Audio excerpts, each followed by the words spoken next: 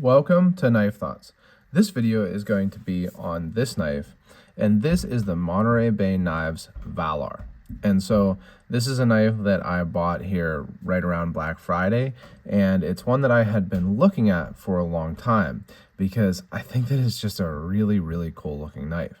So the first thing that stands out, I think, to anyone that sees it is that this has 10 mother of pearl inlays. So you've got 4 of these big ones here, and then a center oval, and then the same thing on the other side. And then the other thing is that this is towards a Barlow. So I'll talk about that more later in the video, but I love Barlow knives, and I think it's a cool thing that Monterey Bay was making a traditional slip joint. And I am considering this a traditional slip joint, not a modern slip joint, but a traditional slip joint, and I'll tell you why in a second also.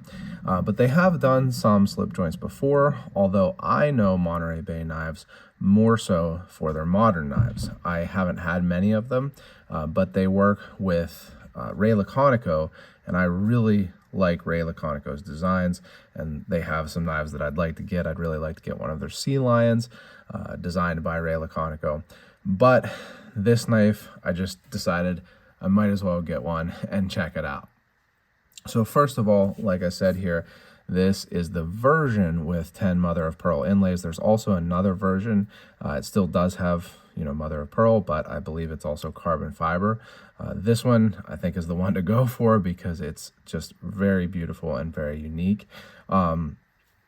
Because it's the first thing you look at, I wanted to talk about these inlays. They are really nicely done.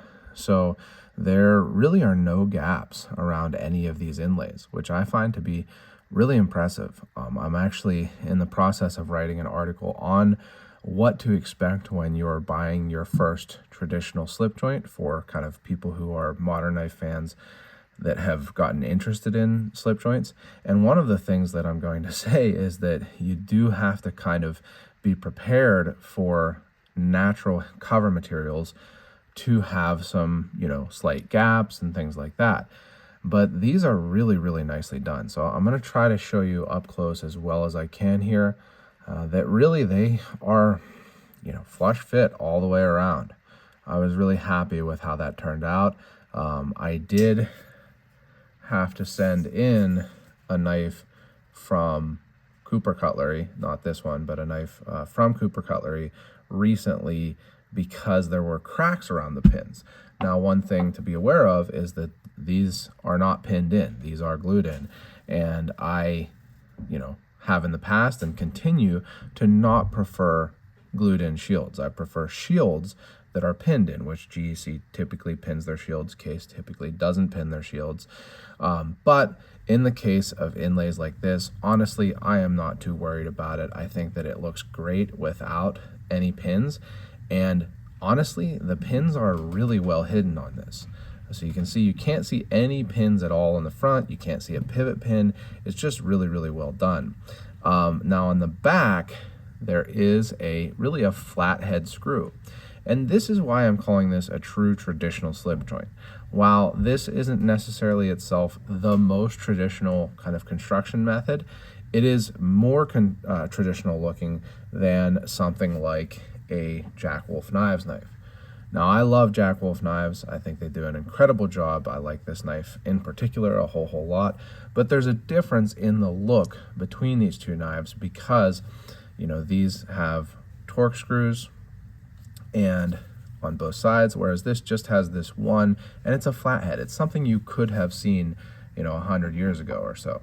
So I am considering this a true traditional knife, and I do appreciate that. I love modern traditionals, but I do appreciate that. The nice thing is it still has some modern features. So for example, it does have a stop pin, and I do like that a lot. It makes it so you don't have to worry about blade wrap.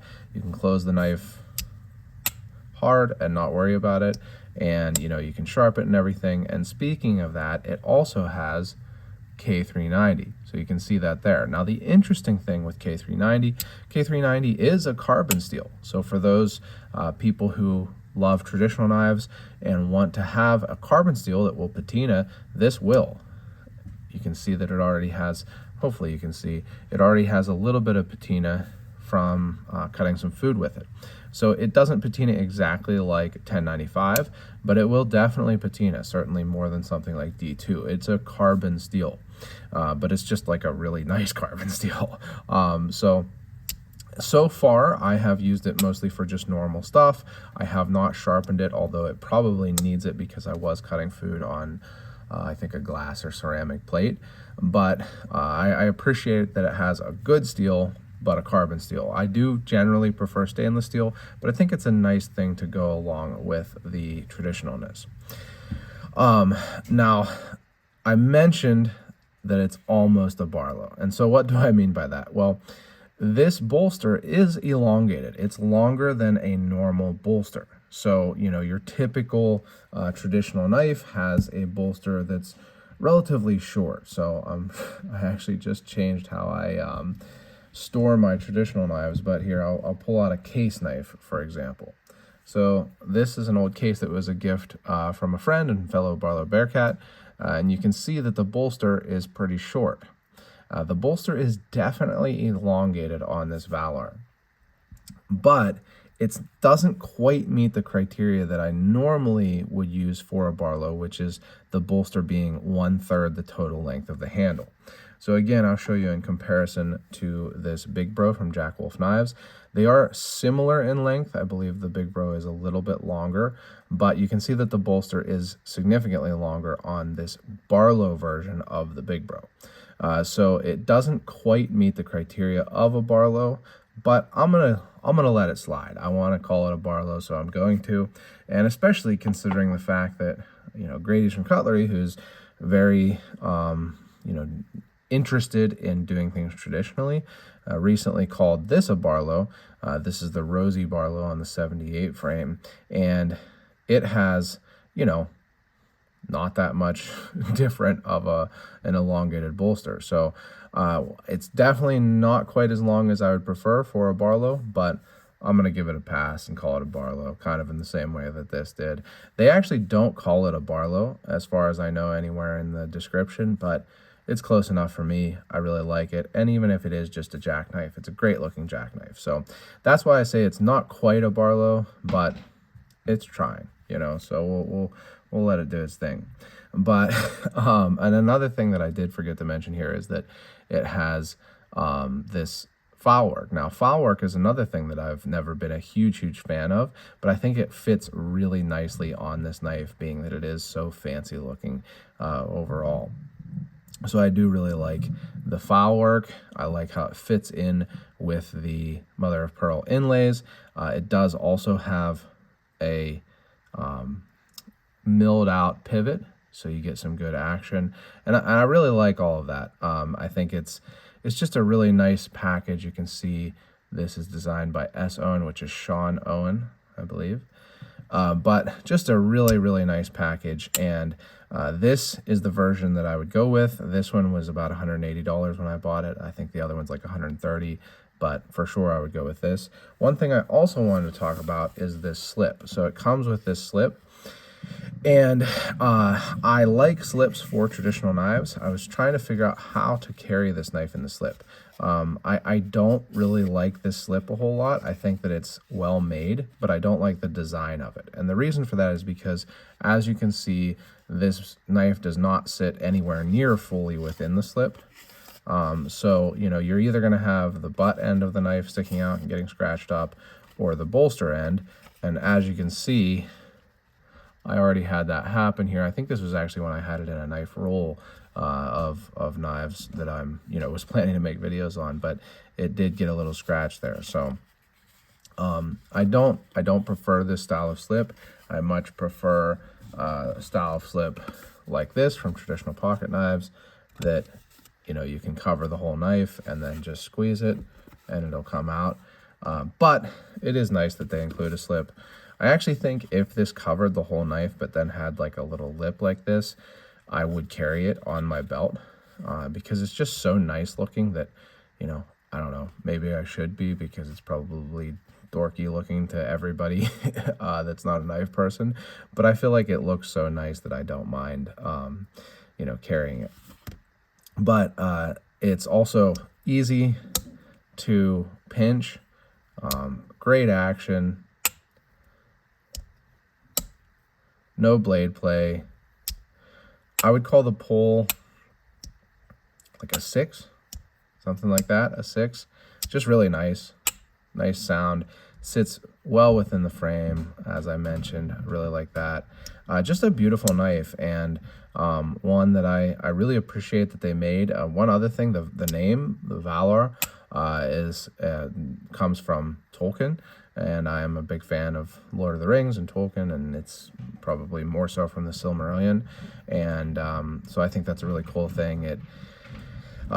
It fits the knife, kind of like a high class, higher kind of form of being as the Valar.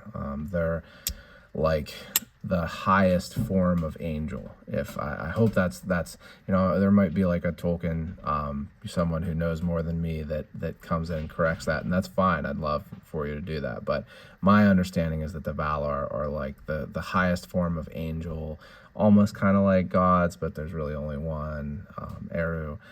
So, that's kind of getting beyond the point, but I do appreciate the name, and just a beautifully made knife that I'm really happy with.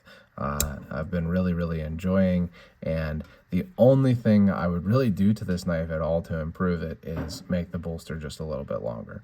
But I think it looks great. It has kind of an Art Deco look to it to me, and I do appreciate that. So I believe these are still available. I actually thought when I decided to buy it, I thought this version had been marked down to $130, and I was like, oh, I'm buying it for sure. But at $180 or $185, it is priced, very competitively. It is made overseas. I also wanted to show you this a little bit closer. This is a Cooper Cutlery, New York knife company, Pearl Barlow, but it's priced competitively, I would say, such as to Jack Wolf knives. This knife is about $300, and I think that the Valar is made really nicely. It doesn't have quite the same feel, so it's almost like a case versus a GEC, in that, like, if you got a case that had no issues, but it just feels a little bit different than a GEC, it's like the Jack Wolf knives are like crisper. There's like crisper edges and corners and stuff, and this is a little bit more polished and rounded. But I think it fits the aesthetic that this is going for. But that's just kind of a comparison if you're familiar with Jack Wolf knives. So I think it is a pretty good value, even though I know a lot of people hate overseas made knives. That's fine. Don't buy it. But I am happy with it. I'm happy that I bought it, and I'd love to see them do more knives. If they're able to do knives at this quality level, with this kind of aesthetic, I'd love to see them do maybe a smaller Barlow. I think that would be a really cool thing. So I have really enjoyed the Valar from Monterey Bay Knives. If you enjoyed this video, make sure you give it a thumbs up. Leave any comments below. Subscribe to the channel, click the bell, and select all so you know when I post new videos. Check out my website, knifethoughts.com, where I post articles on knives like this and knife-related topics. And last but not least, as always, don't forget to go out and do good.